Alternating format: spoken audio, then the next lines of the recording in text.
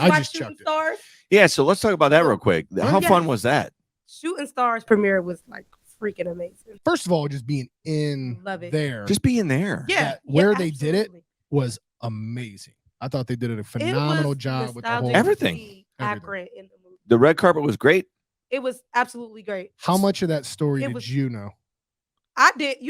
Honestly, I didn't know their story. Oh, really? I did not know their story. Okay. I didn't. So that's that awesome. was actually my first time witnessing the actual story come out of Akron. So what did you think?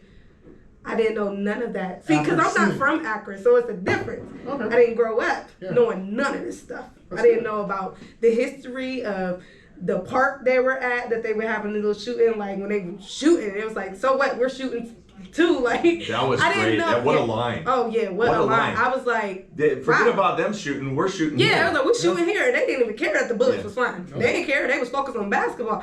That was my first time actually knowing their story firsthand. So I thought it was like the most amazing thing ever. Like, puts in a little bit different light. It was because I'm an outsider looking in. So and that's what I felt like. Yeah, and it was neat to experience it with the guys. That was fantastic. Yes, the guys were there and all their families and just to have them in audience watching, their story.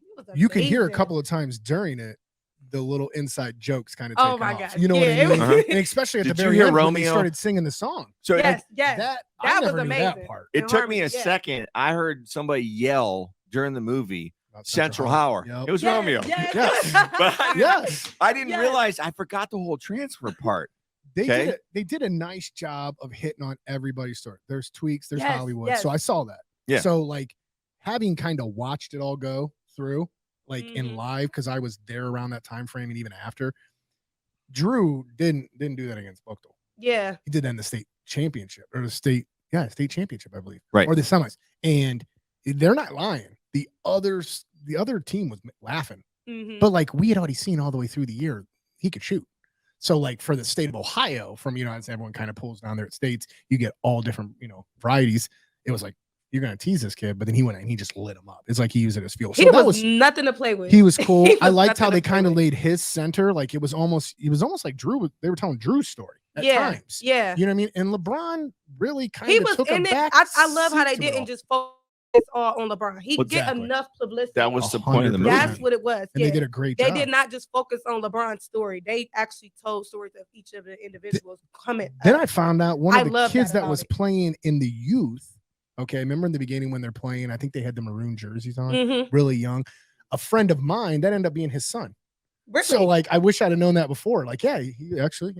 The one lady came to our show when we did our, what was it we did? The musical, The Voices, yes. Oh. The lady, her daughter was in there. She actually went live for us, too, when we did our Voices, our 3-year-old Voices. Okay. Her daughter was actually in there, too. And she posted a picture, was like, my daughter appeared in the film. And I was like, how cool was that? Like, and she was local. She's local too. And I was like, Swenson's? That was cool. Yeah, I was like, they hit a lot of Akron. Yeah, like they really did. The Spring Hill apartment. Yeah, they did good. That right there, I love. We didn't wear the uniforms.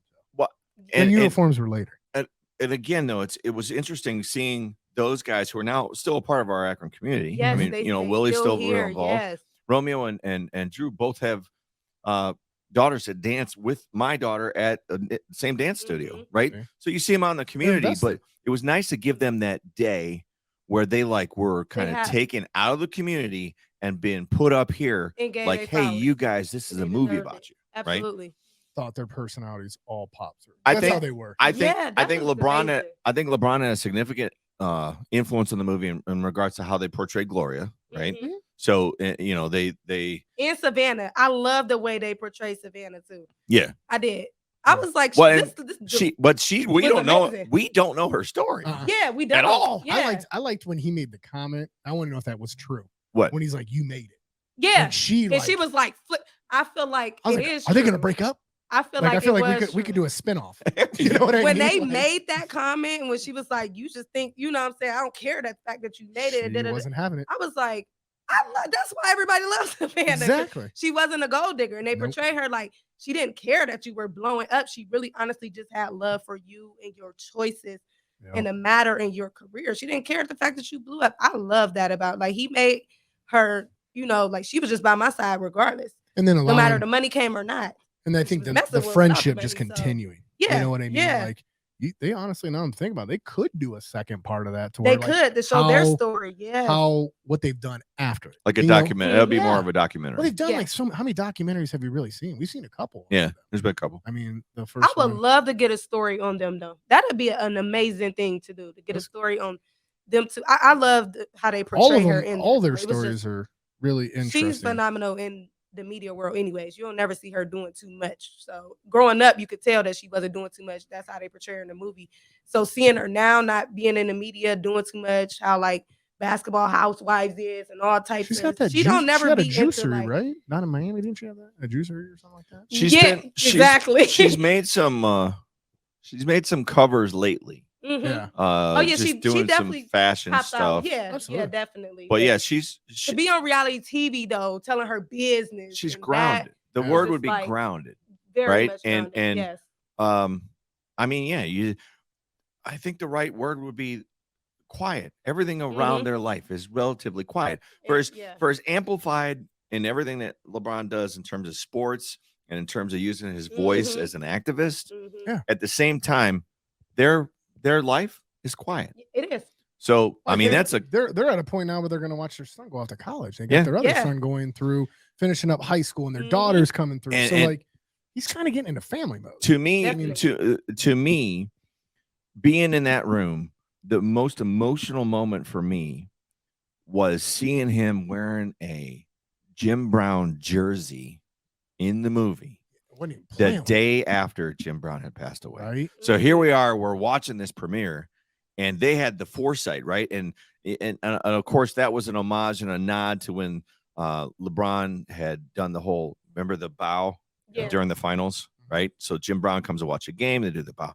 So in other words, he obviously had a relationship at some point throughout his life with Jim Brown in terms of goat relationship, right? So here we are. It's the day after he passes away, and there he is, and he's wearing that jersey, and I just went, woo! That's great. Well, I mean, even them touching on that, it's crazy because that's a part. There's so many parts of his life you could tell that story of, but they wanted to touch on that because every time you saw those jerseys, that's what that whole that when he got suspended. Right, you know, and like I did wish that there would have been a little Hummer. Why did they do that? I was waiting for the Hummer. The remote control Hummer. He did that in the jar, right? But the arenas were amazing. Like that St. V court, that was really what the court looked like. So in the jerseys, see, I never been inside. You got to catch. He wore 32. They all had different numbers their freshman year. Did you see my confession? So they even hit that on the movie. What confession? I was on the set of the movie by accident. Oh, you did say Hank was out in the town. Hank was in somebody's business. He should have never been there. Hank was minding somebody's business. We got 50 messages that said, "What's going on at House of the Lord?" And because they had all the movie production trailers out there, right? So I drive by and I'm like, I don't know. So I pull up and I'm like, I think I know what this is. And I talk to two people and they're out there and I go, blink twice if this is what I think it is. I'm like, I know you're not allowed to tell me, right? So then they said, we can't tell you, but it's probably what you think it is. I'm like, okay, all right. So I look and there's a big sign, and like, you know how you put like little signs when you're running a 5K? Yeah. With the arrow, and it says 2 set. Yeah. I'm like, okay. He gave it away. So I just start driving. And there's another arrow. 2 set. And there's another arrow. So I'm going down Hawkins, and there's another arrow at the corner on Copley, and it's 2 set. And I'm like, okay. And I turn right on Copley, and it's like another arrow's here, 2 set. It's Buchtel. So I pulled it up. I think there'd be like more of a discreet way. Hollywood's not as discreet. Now listen, I pull in the Buchtel parking lot. Captain, right? I pull in the Buchtel parking lot. Now think about this. It's us Ohio boys. You know how we get. You know how Ohio get down. Ohio double O. What's up, yo? Akron, Youngstown. What's up, y'all? I forget about you. You know I love y'all. Why you ain't say Canton? Can too, you know. Okay, can too. You know, I'm not leaving nobody. If I forgot, I'm glad you brought it up. Yeah, can. Bring up anybody you want to bring up. But in town, I love the whole Ohio. But what I'll say is this: they have a new documentary on Peacock on LeBron and his people, and it goes to show how they grew, and he kept everybody with him. And I think that it's super dope. think about the movie and the way that they set up in terms of they were going to go to Buchtel and then they didn't. And that's like the main theme of the movie. Right. So they're literally filming at Buchtel, which I'm going, wow. They kind of did Buchtel dirty. Yeah. So I walk in, the doors are wide open. I'm wearing a media badge. I'm like, because to me, it's just a normal coverage thing. I'm just like, whatever. Yeah. Now, mind you, this is still during COVID. So it's 2021. So everybody's still wearing masks and stuff. Mm-hmm. So I'm wearing a mask. I walk in. There's the cast. They're all sitting there at the table. And I walk over, and the guy that plays Sean Cotton, and we just start talking. He's like, I run local, I'm part of a team that is part of a local news thing here, whatever. We cover stuff. And he's like, hey, man, go grab a taco. And literally, you sat down and ate? I ate lunch. I ate lunch with them. Okay. How lucky is had you? some tacos, and we're just talking. And again, I didn't recognize the guy from Stranger Things, right? But the point is, we're all hanging out, and then they introduced me to somebody, and they're like, well, we'll let you talk to one of the producers or the director. I'm like, okay, great. So I'm walking down the thing, I'm taking pictures, doing my thing, whatever I'm doing, right? All of a sudden, some lady walks up to me, and she goes, who are you again? I'm like, I'm just we're just the local news people thing. And all up in our she's set, like, and they got no business in here. She's like, this is closed to media. I'm like, not anymore. You got any hot sauce for your tacos? Hank was in there eating these people's food, all on their set, drinking their stuff. So then it turned into I'm masked, but then it turned into, when was your last COVID test? I'm like, well, I haven't had one. We don't have it. I'm like, yeah. So then she walks up to me, and she's got a phone, and it's the lady that's in charge of the movie in California. So it's the my goodness. I still have the voicemail. I should play it right. At this point, we're past the point of whatever. Yeah, there's no return. So so she's like, thank you for being there. Really appreciate it. Please don't share any of those pictures. You're not supposed to be there. You feel like now you're past the disclaimer? I think I'm past it. Yeah. So she's like, because now the movie's out. It's out. Now the movie's out. Cool. We enjoyed the show for all of 1 week, and Hank just got to shut down. Yeah, that's right. But she's like, you're not supposed to be there, but I appreciate what you're doing. But when it's time, we'll say that you can. I'm like, okay. Still waiting for that. I'm like, I'm leaving. How did you feel walking out of a set? You ain't had no business. Are you kidding me? Like this. Oh, you're swag. Are you serious? Yeah. That's a rooster moment. Oh my goodness. Oh my God. He had no business on these people's set. How was the taco? It was Barrio. It was Barrio. Oh. So they were really good. No kidding. So I wish I could be lucky enough to follow an obvious sign to set. Yeah. Walk in. Why is that just randomly on the talk to the people and but get that's out. Horrible. I'll be honest with you. A lot of people do things that way because they just don't. They just assume that people are just going to be normal. And luckily in this scenario, I'm just a normal guy walking up there, right? That is insane to me. No. Where was the security? Like, where's security at? Where's well, they had celebrities. They had security. They did have security, but mind you, I'm wearing a media badge. Yeah. And they didn't. It wasn't a thing. So they say nothing. Point being, you can have a media badge. I did get in about anywhere you want. Yes. All you need is a media badge. I did eventually please share. Don't go make media badges That's walking in folks' exactly. sets. Don't do that. I did share 2020. So the scene that I happened to be there for was them running a practice at Buchtel, the one where they're doing practice with Dambrot. Yeah. Oh, that. You got a good scene. When they showed that part in the movie, when Dambrot wanted everybody to quit, that's when I quit. I'm no lie. Swear to God. What do you mean? I was. Why did you quit? What? Because. Wait. You were on that court trying out? When Dambrot. Dude, we got to talk. Tell us more. No lie. Tell us more. So when I was at St. V, our coach was Coach Garish, my freshman and sophomore year. Okay. Dambrot didn't come in until I I was a junior. Okay. Enter LeBron, Sheon, Rome. Not Rome wasn't there. Drew. They're just those four because Romeo came later. Willie. That workout really happened, and they're not lying. He threw basketballs. The language. They're not lying. Full disclosure, y'all, they was not lying. They in were the not. movie. That was one thing Hollywood did not get a hold of. I mean, because they showed it in the movie. Like, yeah, they did. You could kind of see how they kind of like portrayed him a little bit rough. Like, you know, in the movie, those guys really didn't vibe with him. But I think they grew later to realize how influential he was in allowing this to occur and obviously handing the keys over. But that practice happened. The gym would close up on the one side, so there'd be like a behind. If you walk in the gym now, it's on the left-hand side. So those used to close all the way up to the court, and you could run behind them. We would have to run laps around the whole outskirt of the gym, and it was like 30 laps. Oh goodness! And he was belittling barely do the whole time. Okay, he's so talking about 30. Goodness. I got through like the first 2-3 days of just the condition. I could handle that. Then all of a sudden, I started realizing I'm not practicing at all. Okay, like I'm just standing watching, and they were getting burned up and down the court. The writing was on the wall. I walked in. Is that mandatory though to be having all that?